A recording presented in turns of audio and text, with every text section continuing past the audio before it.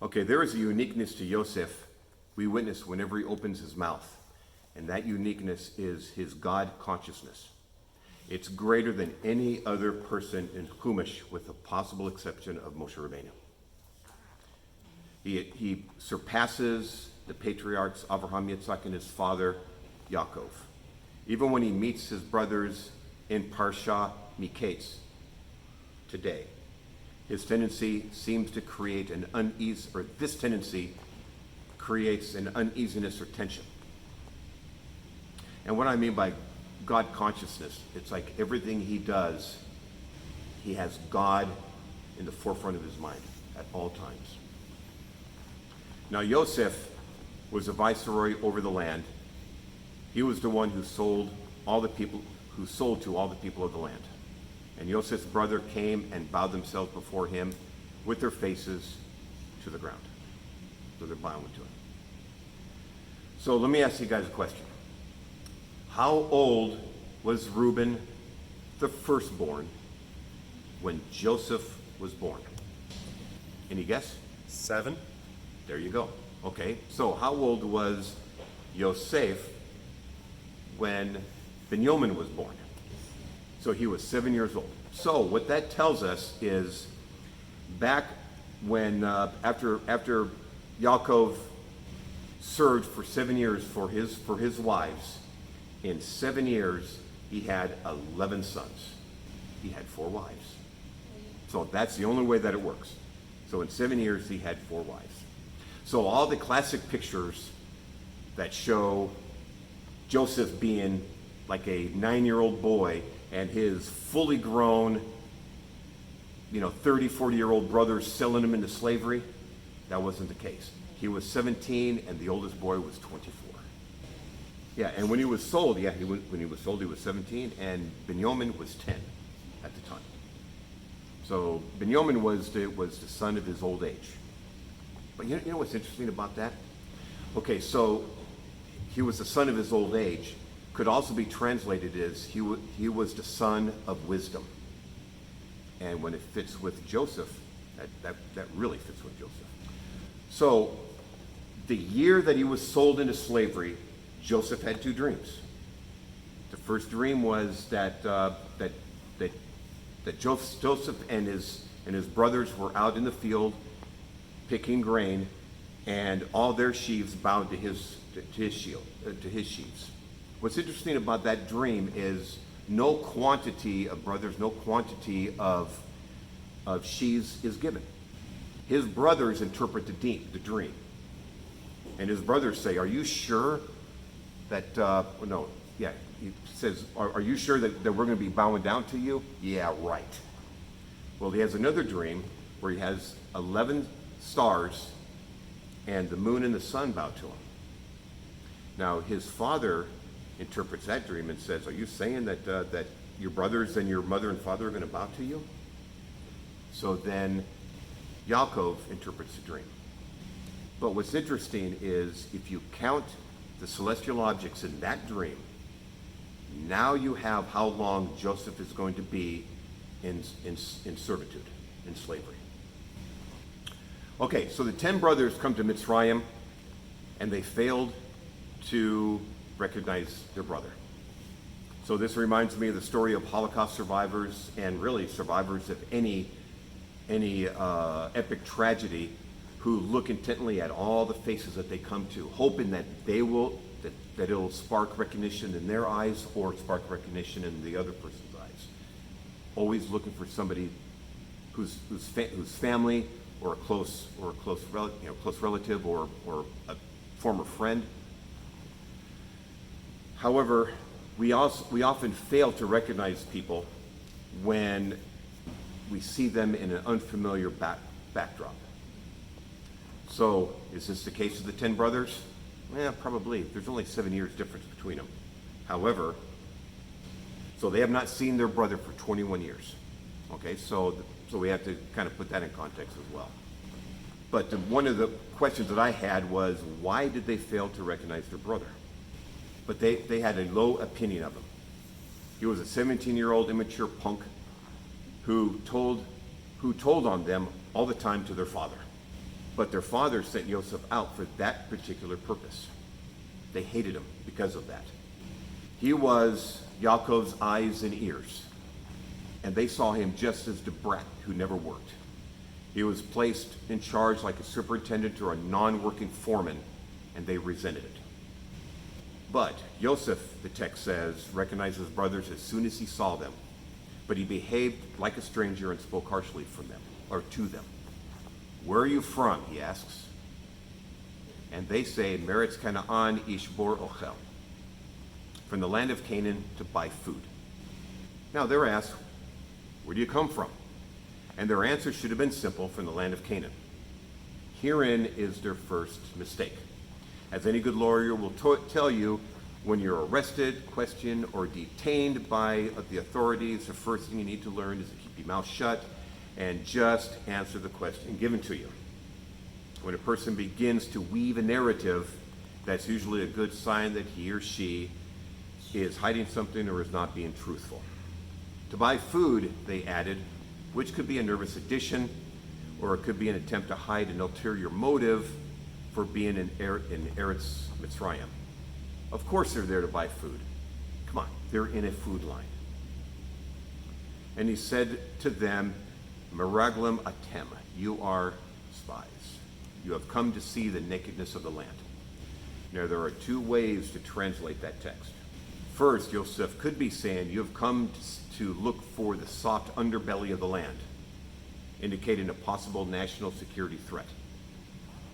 However, the text could be indicating you have come to the seedy section of the land, to the nefarious, to the indecent alleyways, to the sex trade underground.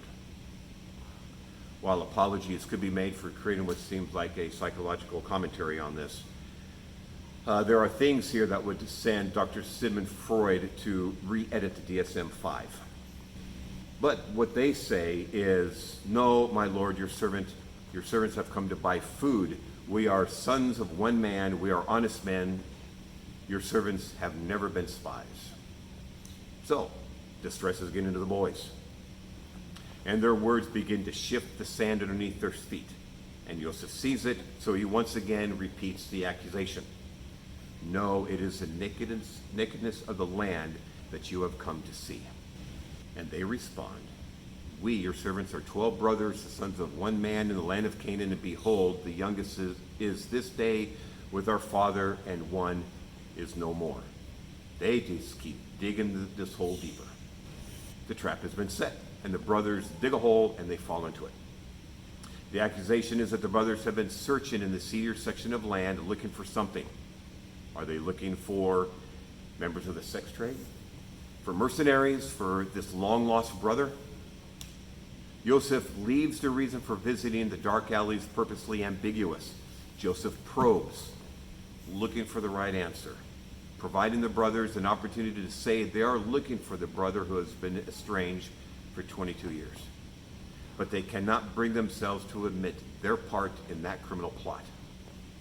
Instead, their lies hint to deceit and guilt. You are spies, Joseph argues, and the brothers admit they have a brother who is no more. Joseph says to them, it is like I said, you are spies. What just happened? Joseph saw through their lies. They had been looking for something. When they accuse them of spying, they reveal they are not looking to overthrow the Egyptian government or looking for a way to steal grain stores. Instead, they're unwittingly admitting that there were spies in the areas of low-life activities looking for the loser brother they sold. Now remember, the text tells us that Joseph was beautiful. So where are they looking for Joseph? Red light district, exactly. But no, they continue and they say, no, we just came to buy food. So even when Joseph gave them an opportunity to reveal the intrigue behind the loss of their brother, they denied such activities. By this you shall be tested, Joseph tells them. By the life of Paro, you shall not go out from this place unless your youngest brother come here. Send one of you, let him bring your brother while you remain confined, that your words may be tested, whether there is truth in you, or else, by the life of Paro, surely you are spies. And he put them all together in custody for 3 days. After 3 days, the brothers are released, given food, and told expressly to bring the youngest brother next time, otherwise don't bother coming back. The brothers are suffering debilitating guilt, a guilt so deep they cannot bring themselves to admit it, and it fuels a train wreck they call a conversation with the man who's over all of Egypt. And Reuben answered them, "Did I not tell you not to sin against a boy? But you did not listen. Now there comes a reckoning for his blood." It almost seems like Reuben knows retribution is coming when he says, "Here comes the reckoning."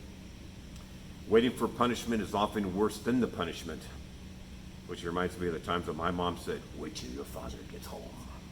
In order to determine if they are spies or brothers, Shimon is placed in a pit, and the other 9 are sent away. If they are spies, Shimon will be abandoned. Plausible deniability. What's notable is the term pit used to describe the prison in Egypt, as well as to pit the brothers threw Joseph in prior to the sale 22 years ago. Same word. The prison that housed the political prisoners is said, and those who know too much, the prison of the chief executioner. It's the same place. The remaining 9 brothers were sent away with their money in their bags, and they left their brother Shimon behind, but they had their money. This is not the first time they left their brother behind and had money in their bags. Shimon was one of the 2 brothers who committed murder in Shechem.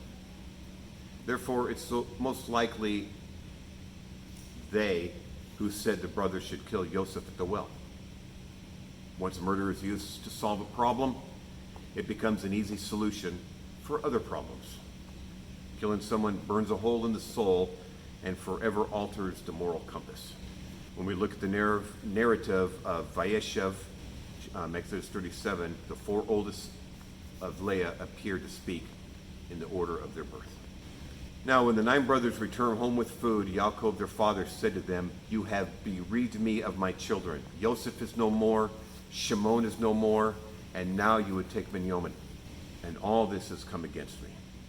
It's clear that Yaakov blames the sons of Leah for the loss of each brother. In response to their brother's grief, Reuben does what Reuben does best. He overreacts and he puts his foot in his mouth. When Reuben said to his father, "Kill my 2 sons if I don't bring him back to you, put him in my hands and I will bring him back to you." His father's response indicates he placed trust in neither Reuben nor his judgment. And he said, "My son shall not go down with you, for his brother is dead and he is the only one left. If harm should happen to him on the journey that you make, you would bring my gray hairs with sorrow to Sheol." So once the food is gone, 1 year later, that's how long Shimon has now been in political prison. It is Yehuda who creates more comfort when he promises to take care of Benjamin. He says, "Send the boy with me, and we will arise and go, that we may live and not die, both we and you, and also our little ones. I will be a pledge to his safety. From my hand you shall require him, and if I do not bring him back to you and send him before you, or set him before you, let me bear the blame forever." His words ring true and honest. No exaggeration, no hyperbole. Yehuda is a man who lost 2 sons. Yehuda is a man who knows how it feels. So they return to Mitzrayim. They bring Benjamin, and they are reunited with Shimon. They're taken to Joseph's house to eat a meal, and they are seated at a table and placed in birth order. Good Shabbos.